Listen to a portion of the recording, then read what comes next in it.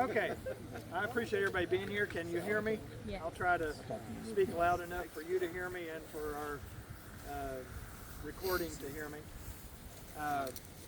I'm David Shannon. This is Thomas Booker. We are co-founders of Gone But Not Forgotten MLB Unmarked Graves Project.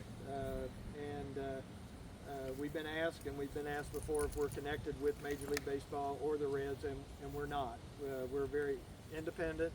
It is obvious the Reds endorse what we're doing and support us, and we'll talk about that a little bit more in just a moment. But we are independent, we try to collect enough money each time to do the next one. So we appreciate you being here, and I try to write down most of what I'm going to say, so I won't talk for an hour. I know you all will appreciate that. I want to begin by kind of welcoming our guests, and to begin before that, I want to recognize someone who is no longer with us, and I brought his jersey.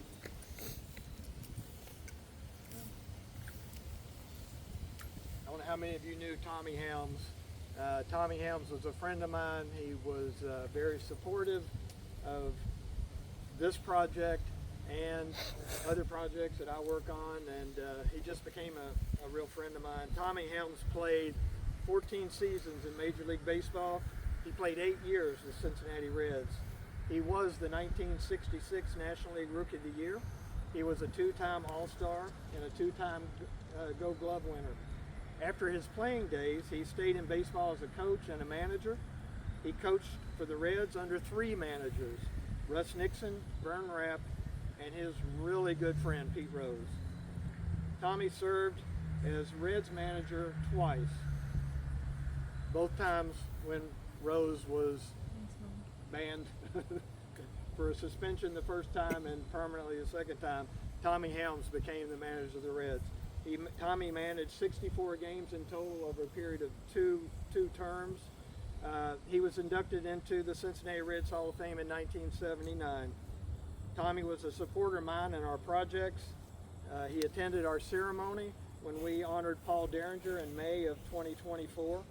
And on April the 13th of this year, Tommy passed away. I had been at his house visiting with him 2 weeks before his death. He was a friend to me and many others. And I think it's fitting, if we can, to have just a moment of silence to remember Tommy.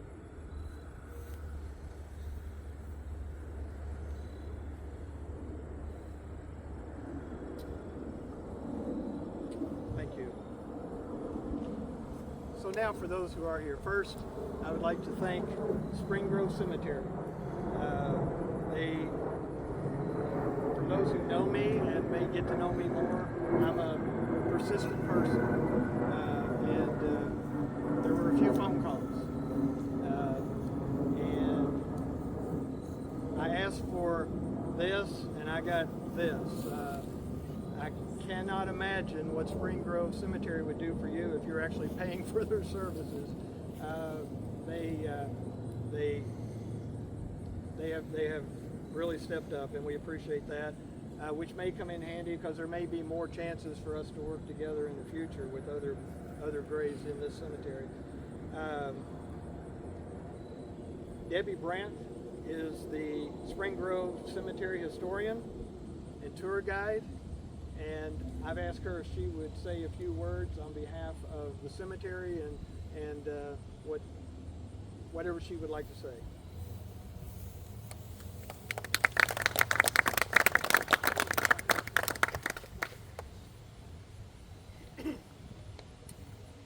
Welcome to Spring Grove Cemetery and Arboretum. It is both a privilege and an honor to stand before you today as we gather to celebrate the memorialization of Edward J. Icicle Reeder, an early pioneer of America's favorite game. When David Shannon first contacted me earlier this year, he told me about the Gone But Not Forgotten Major League Baseball Unmarked Graves Project, a truly remarkable effort to restore dignity and remembrance to early baseball players whose final resting places had gone unmarked. I've often remarked that we know the stories of many of our residents here at Spring Grove, but there are so many more that we do not know and will never know. Today we get to add one of those unknown stories over to our collection of known stories. Edward J. Icicle Reader was born here in Cincinnati in 1858. I'm not going to get into your stuff and steal your thunder. By the time he became of age, baseball was not only a pastime, it was a symbol of American spirit, community, and ambition.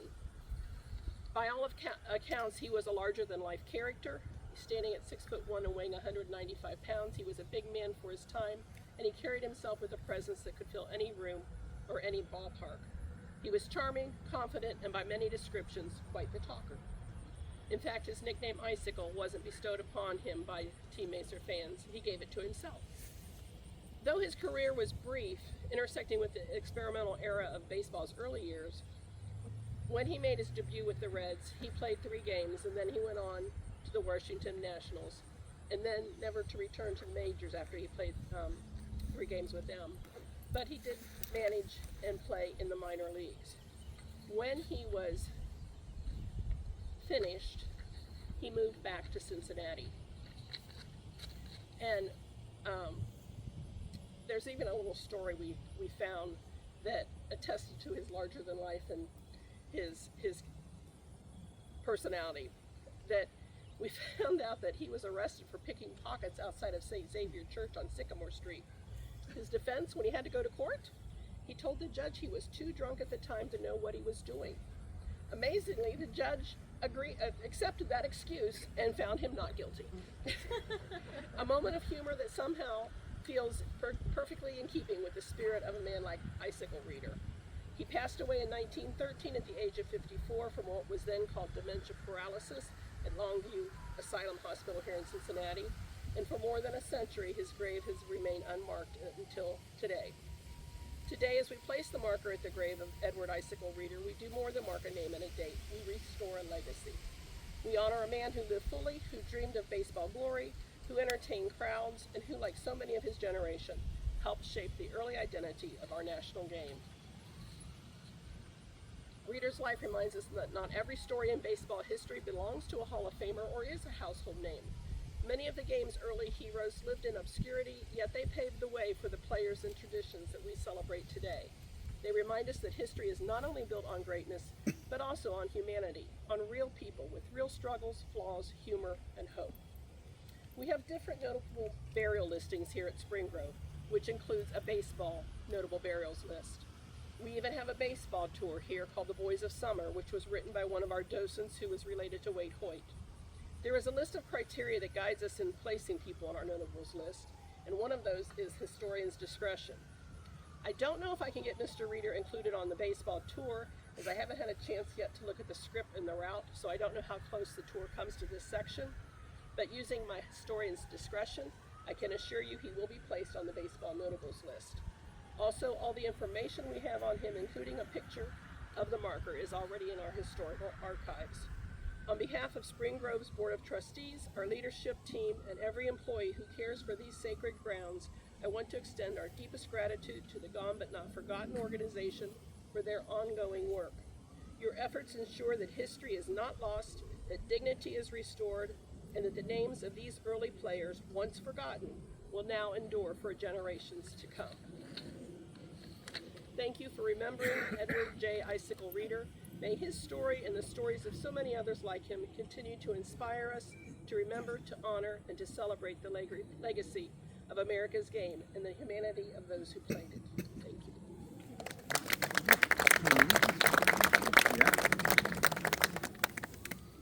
Thank you very much for everything. I would like, he's not here, actually he's here, Brad Leak, for those of you who may have came to the last installation we did for Robert Clark. Brad Leak is with Lewin Monuments, and they're on the grounds, but they're doing some big project. He said he probably would not be able to step away, but they helped us with the cost of the marker. They engraved the marker and delivered the marker to the cemetery, so the cemetery could mount it. So we want to thank Lewin Monuments. And next I would like to thank Rick Walls, and I've asked Rick if he will share just a little bit on behalf of the Cincinnati Reds Hall of Fame and Museum. It is such an honor to have them support us in the way they do. Rick Walls. So it's a beautiful day out here. I can imagine a fall baseball game taking place maybe with Mr. Reeder playing a little outfield, getting one of his hits.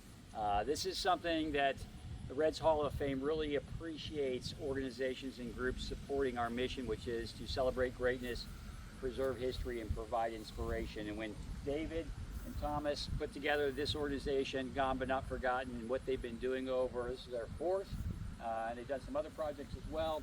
It's really a special way for us to bring our mission to life.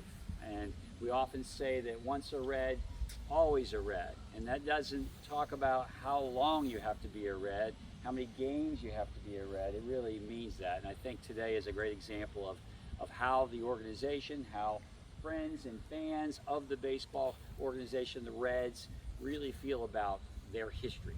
And there's been a lot of history with the Cincinnati Reds. And with us today are Cincinnati Reds stockings, as you might have noticed. And maybe Mr. Reeder would have had a uniform on like this at one time, maybe a little bit heavier wool than what we're wearing today, but this is all volunteer vintage baseball team that plays for the Reds Hall of Fame, does a lot of charity events, and goes out in the community. And I really thank them for being here representing the Hall of Fame and Reds history, not today, but all other days. But this is such an important time for the family, so we really appreciate them being here. But most important, I know they feel the same way I do about Reds baseball history. We appreciate what David and Thomas are doing and hope that these projects can continue for a long time.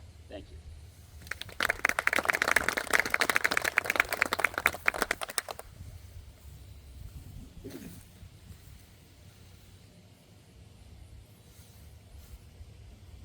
And lastly, and I've asked her to say something toward the end, I've been in contact with Stephanie Potter. Stephanie Potter, we're still trying to exactly figure out the proper genealogy between them. I'll let you speak at the end, at the close. She knows that her maternal grandmother was a reader, and we do believe that Icicle would have been her grandmother's uncle, right? Great uncle. So that's the connection. We did run across a couple of other family members, couldn't be here today, but Stephanie will be able to share what she wants to in a little while. But basically, this is what's left of the Reeder family. So we appreciate so much them being here today. Thomas is going to share with us just a little bit about the other projects and kind of how this came into being, and then I'll say a few words, and then we will do what you're here to do, is to see the marker that's under that under the tarp there. So Thomas. Hey there. My name's Thomas Booker, and I've always loved history. One branch of history that I'm quite fond of is that of Major League Baseball. I love learning about different players and about different teams from the past. I'm also a licensed funeral director and embalmer in the state of Tennessee, so today I kind of feel at home. As for our group, Not Gone But Not Forgotten, it began many years ago when my friend David Shannon was walking through the beautiful grounds of the historic Lexington Cemetery in his hometown of Lexington, Kentucky. As he searched and located the graves of friends and family members, he also wanted to locate and photograph the graves of former professional baseball players. He located all but one in that cemetery, only to discover that the one he could not find was simply unmarked. After several years of thinking about the grave, he reached out to me, knowing that we shared the same interest in baseball history and baseball players' graves. He asked me to join him in setting up a group that would get permission to raise money, research, and install grave markers for former Cincinnati Reds players who had been buried with unmarked graves. Together we formed the group Gone But Not Forgotten, MLB Unmarked Graves Project. our plan was clear with 3 basic qualifiers. The player must have a direct connection with the Cincinnati Reds organization. They must be buried in an unmarked grave, and their grave location would need to be in Reds country. We opened a Facebook group on November the 15th, 2021. You are welcome to join that group to keep up with our projects if not a member already. The player buried in Lexington Cemetery is Theodore Conover. He played for the Reds for 1 game in 1889. He had died in 1910 and qualified with our requirements. David went to the cemetery office and explained that he would like to install a headstone for Conover, only to be told that we couldn't. When he asked why not, he was given a list of things that would need to be done to allow that to happen. About 2 to 3 weeks later, David called the cemetery back and said, "Done." Surprise? Now what? Then the cemetery knew that we were serious, and they helped us proceed to give Mr. Theodore Conover a beautiful permanent marker to mark the location of his grave. His marker was unveiled on April 26, 2022. There was so much red tape, and we jumped through a lot of hoops, mostly David, but me to an extent. But we also learned a lot about the process. This allowed us to set our sights on future projects like the one we celebrate today. Our next project was for Mr. Henry Hank Gastright. Hank also played only 1 game for the Reds. He played for them in 1896. This was the last game in Hank's nice big league career. He had been a 30-game winner and had pitched a no-hitter earlier in his career. He was buried in the St. Joseph Cemetery in Wilder, Kentucky in 1937. We unveiled his marker on August the 18th, 2022. That cemetery is part of the Covington Catholic Diocese, and with the relationship we developed with the cemetery management, it was easy to set our sights on the next unmarked grave project. Mr. Robert Bob Clark played for the Reds in 16 games in 1891 after several years for the Brooklyn team, which is now the Los Angeles Dodgers organization. Boo. Bob was buried in St. Mary's Cemetery in Fort Mitchell, Kentucky in 1919. We unveiled his marker on November the 16th, 2024. One constant through these projects has been seeing the joy of the descendants. I lost my place. Descendants of the former players that honor in this way.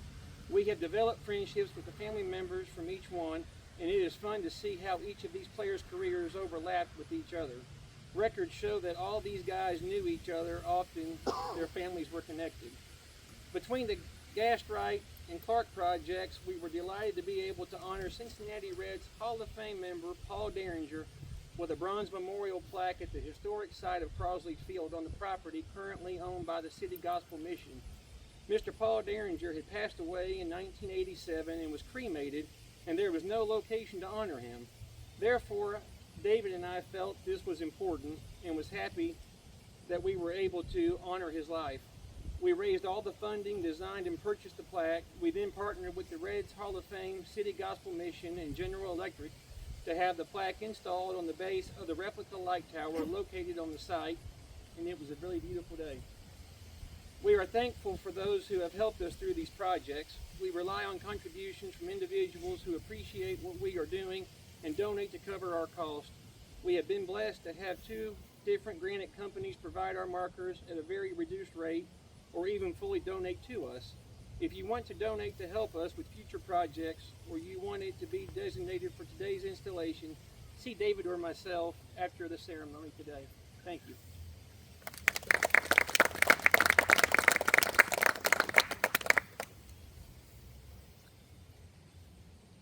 I'll try not to repeat, Debbie. That's okay.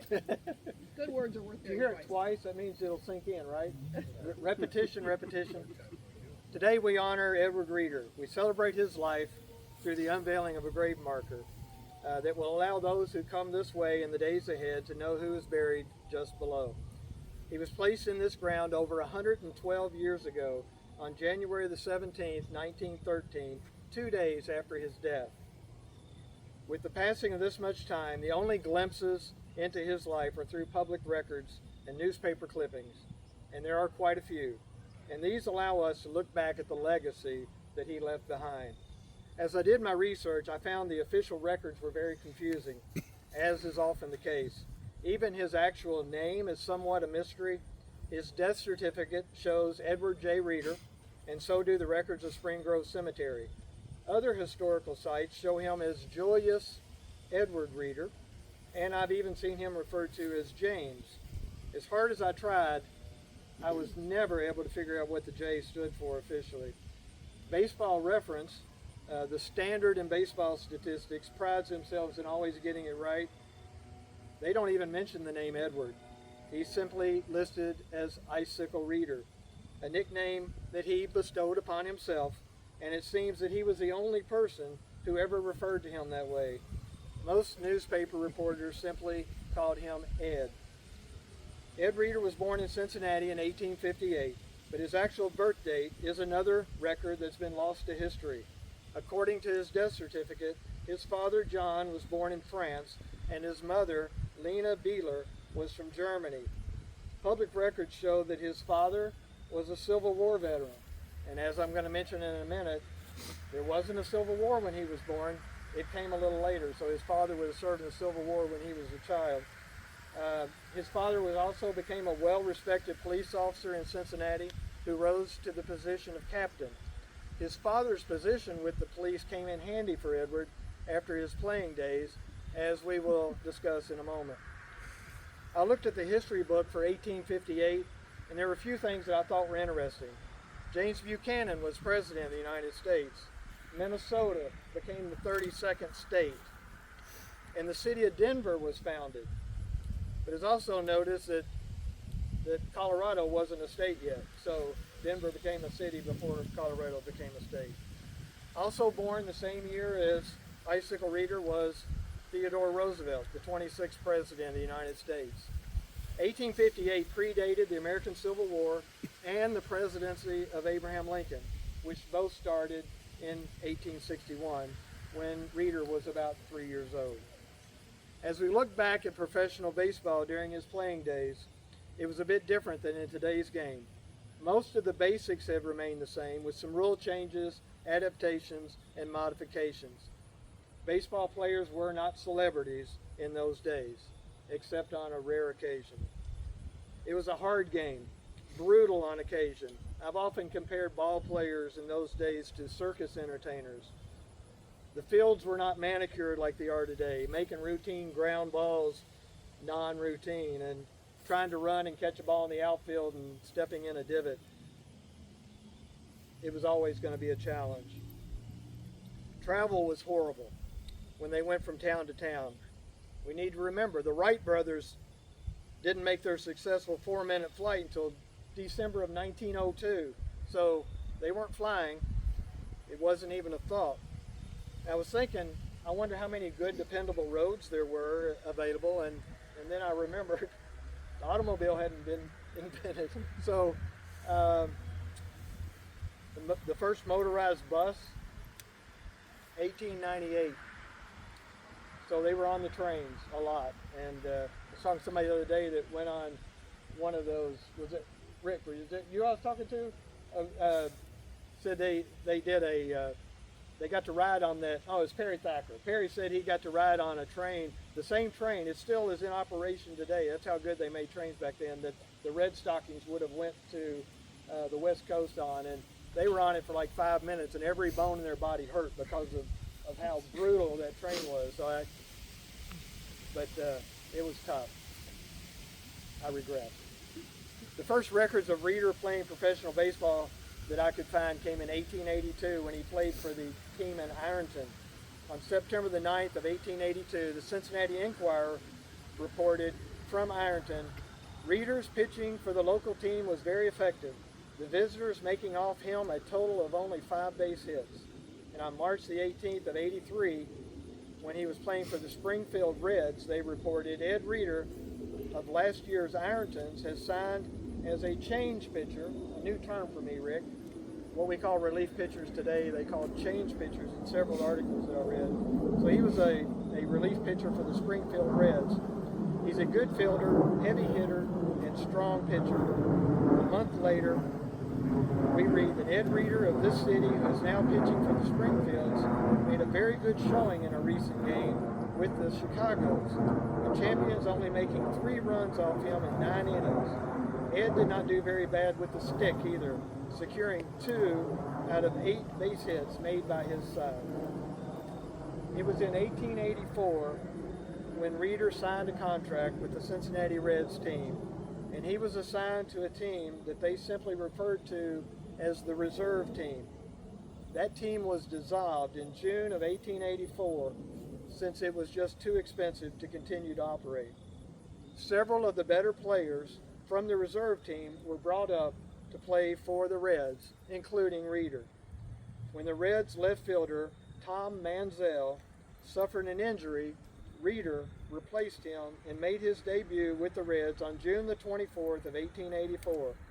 He played in 3 games for the big league team, collecting 2 hits and 14 plate appearances. He played with a couple of Reds players who are now in the Cincinnati Reds Hall of Fame. Can we know who they are? Bid McPhee. Bid McPhee and Jake Beckley. Long John Riley. Long John Riley. I don't think Jake was on that, and so I missed it. But when Manziel recovered, Reeder was released. The Reds were in the American Association in 1884 and is considered by today's Major League Baseball to be part of the official records of Major League Baseball. And after those 3 games, Reeder in that same year played 3 games for the Washington Nationals. That team was part of the Union Association.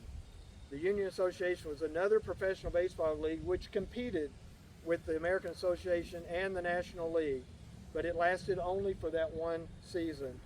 And after those 6 games, Reeder never played again in the recognized major leagues, but he continued to play professional baseball for several more years.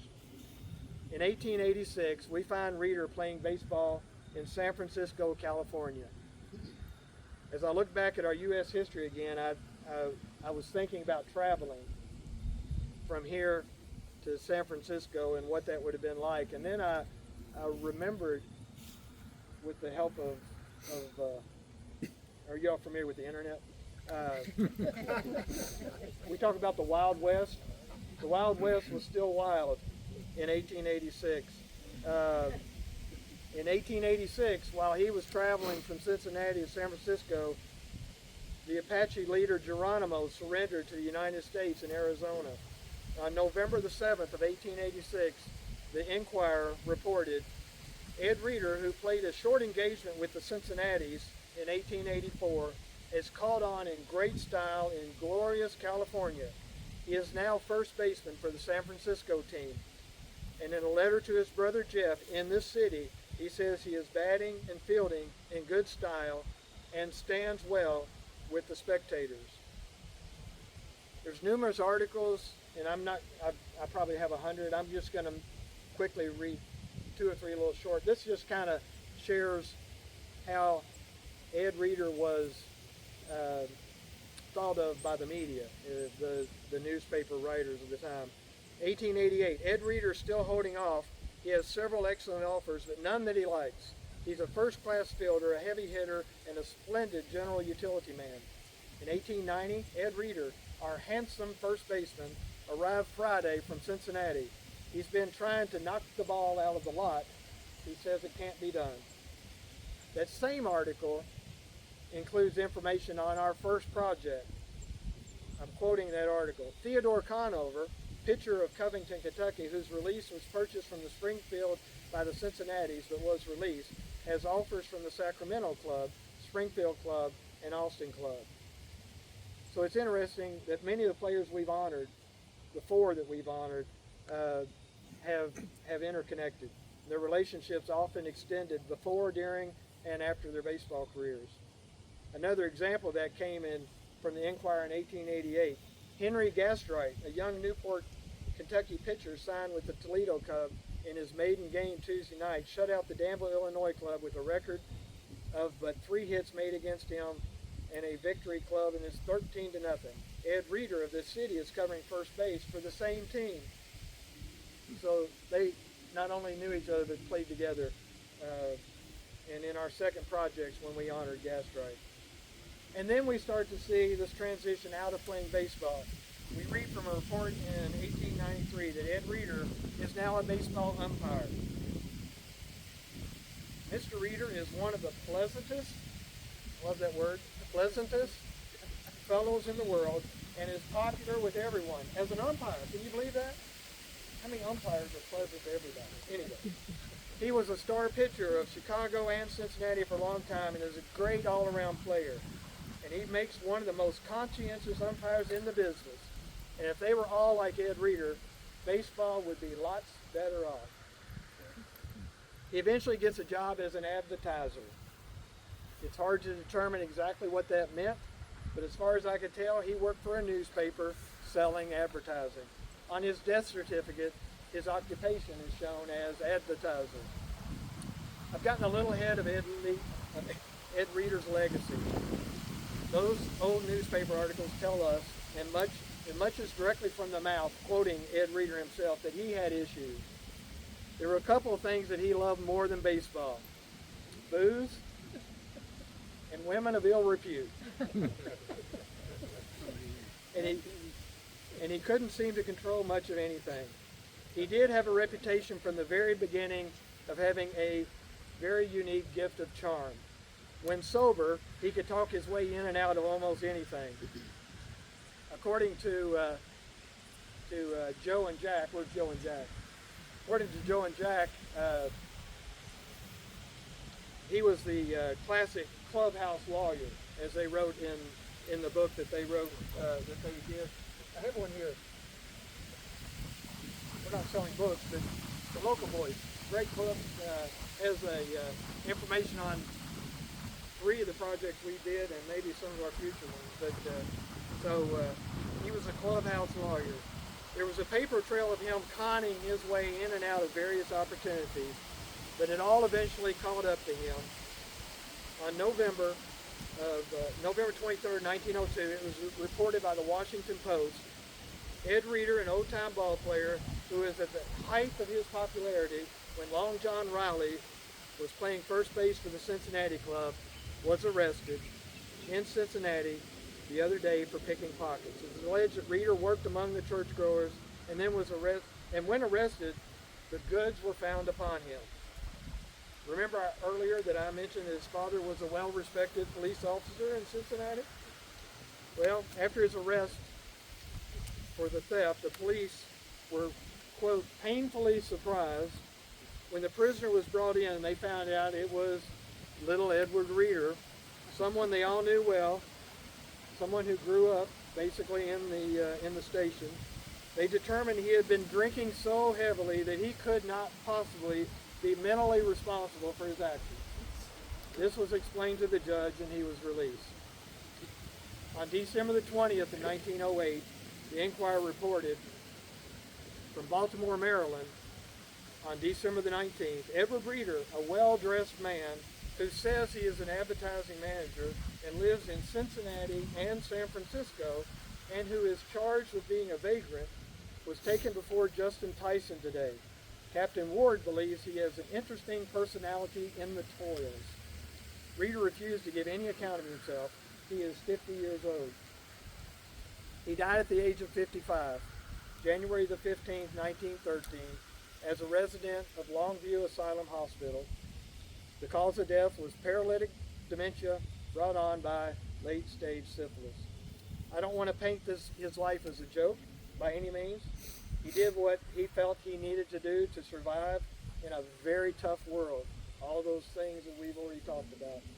His baseball abilities were genuine, and from all accounts, I think he would have liked for things to have turned out different, but life was just too hard. And perhaps he played the hand that he was dealt. His obituary was short and sweet. Reeder, Edward J., beloved husband of Celia Reeder, nee Sullivan, Wednesday, January 15th, at residence, 1620 Mansfield Street. Funeral Friday, January 17th at 2 p.m. Burial private. I'm sure most of you are much smarter than me. Doesn't take much. You know what nee stands for in the obituary? I did not. I had to look that up. French term meaning born, maiden name. So nee would be Sullivan would have been his mother's maiden name. As I conclude, baseball is full of stories and personalities, and some exaggerated for a good story in the papers. Maybe so. But I think every reader who wanted to be called Icicle earned every click on those typewriters and lived a life full of mischief, travel, memories, and fandom. From the way I read those newspaper reports, I get the feeling that Edward Reeder was really liked by the press. I'm sure he was a good interview, and he made people happy. I thought of the episode in The Big Bang Theory when Howard Wolowitz wanted to give himself a great space nickname, and he wanted to be called Buzz. But he knew someone else needed to give him that nickname. He couldn't give himself a nickname, right? So he kept dropping hints. Buzz and Buzz and Buzz. But if you remember that episode, it was Fruit Loops that stuck. But for Edward Reeder, he wanted to be known as Icicle, and it took many years. But from now on, he gets the last laugh. He will always be remembered as Icicle Reeder. And thanks to Edward himself, his baseball career will always be remembered. Not only not for anything that he did between the lines, but for that crazy nickname. Today, we get to unveil the marker. I was telling Debbie that from the very beginning, this is in a section that requires flat markers. The other three markers we did have been upright, and when we pull the sheet off, everybody can say, "Ooh!" It's hard to do that on a flat marker. So Debbie checked with her boss, she said, and they have provided us a poster. So when we unveil this, we're also going to unveil a poster of this so you can see it. The wind wasn't really good to this, but we're going to unveil the poster. Do you have anything else to say? No. I think I've got enough. You want to unveil that? Yeah. Same time. Drum roll.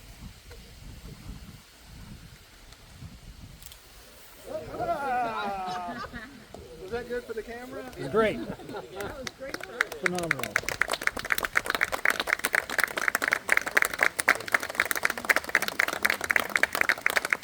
Edward J. Icicle Reeder played professional baseball for Cincinnati Red Sox in 1884.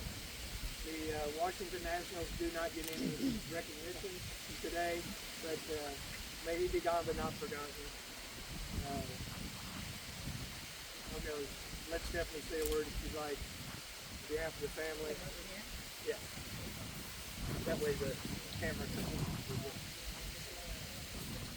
Well, I have just a little bit to say, but I'm going to tell you that after standing here and listening to the stories that I've heard and hearing the history about Icicle Reeder, I'll share a couple of things with you. My mom would have been his great-great-great. And my mom was born in 1935, but she and my dad, I can remember them sitting in the backyard when Tony Perez and Pete Rose and Johnny Benz were all playing. And they were listening to the baseball games on the radio, and they'd get mad and they'd throw their Black Label beer down on the ground and they'd march around and stuff, but they absolutely adored baseball. She would be very, very overwhelmed, very, very honored. And I just want to say thank you to these two gentlemen for your drive, your determination, and for constantly calling me back because I was not going to answer the phone. You imagine somebody calling you and telling you that you're related to a baseball player from the 1800s? I had to finally talk to my daughter about it, who's our historian, and she said, calls me, "Mom, it's real, call me back." But thank you, gentlemen, for coming out. Thank you, Debbie, for all you do. Thank you to all of the moving parts. I know there are people here that are not, or people who are not here that are part of the movement, the people who donate the money. We truly appreciate you, and our family is totally honored and just totally overwhelmed by your generosity and the things that you do. Thank you very much.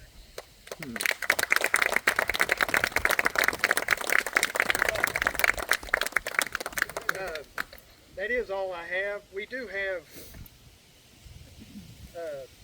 Debbie brought some calendars, like from the cemetery. It also has really good maps on it if you ever want to do that.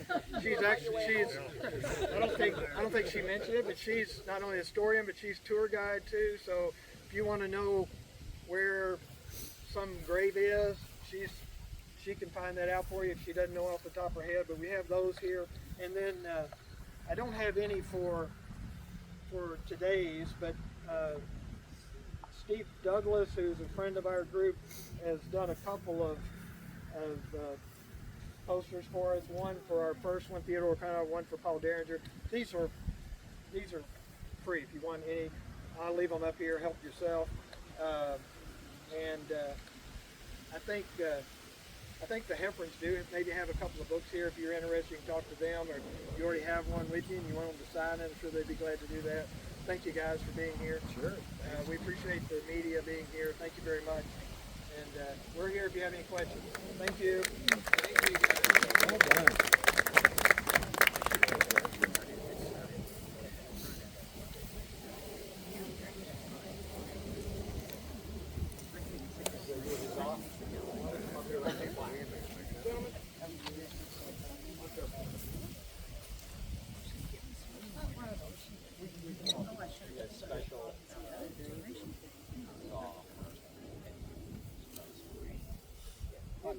In 1869, whenever we finished playing a game, and we would talk to the crowd, the captain, which is myself, would come up and talk about the game and our arbiter and everything. But we'd like to celebrate Mr. Reeder here with what we do as a huzzah. So, gentlemen, 3 cheers! Hip hip! Huzzah!